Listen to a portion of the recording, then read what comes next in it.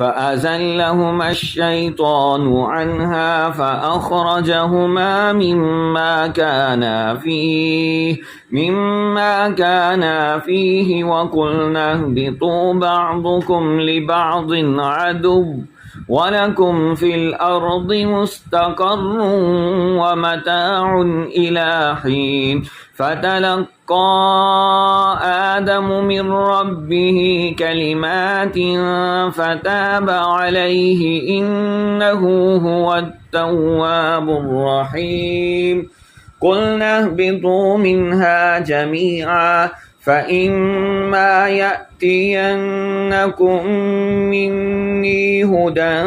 فمن